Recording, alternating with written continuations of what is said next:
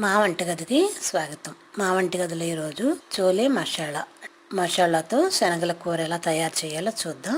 ఇది చాలా రుచిగా ఉంటుంది. వీటిని కొమ్ము శనగలని కూడా అంటారు. ఇప్పుడు ఎలా ప్రిపేర్ చేయాలో చూద్దాం.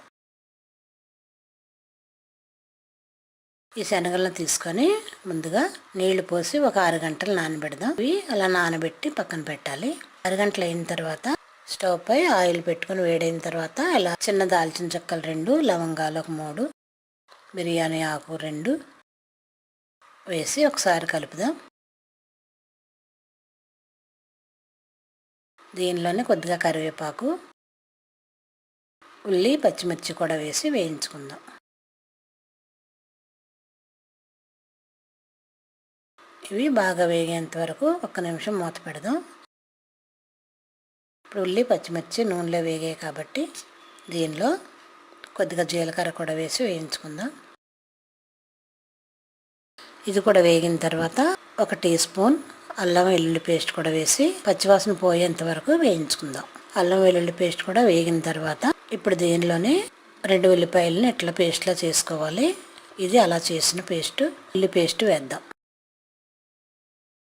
1 నిమిషం వేయించుకొని 1 నిమిషం మూత పెడదాం. ఇప్పుడు మూత తీసి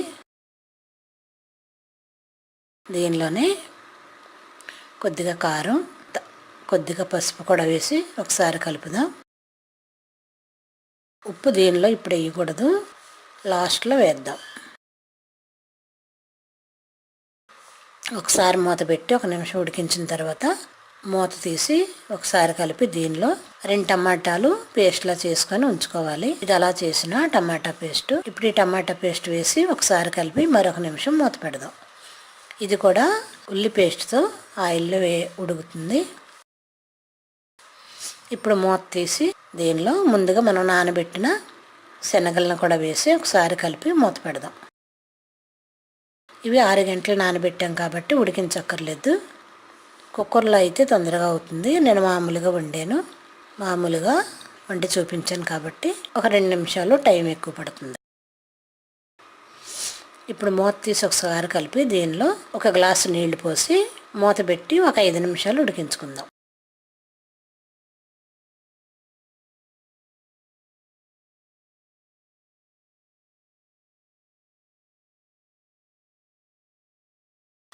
ఇలా 5 నిమిషాలు ఉడికిన తర్వాత మూత తీసి చూద్దాం. ఇట్లా మూత తీసి ఒకసారి కలిపి దీనిలో రుచికి తగినంత ఉప్పు వేద్దాం. ముందుగా ఉప్పు వేస్తే శనగలు ఉడకవు కాబట్టి ముందుగా వేయలేదు.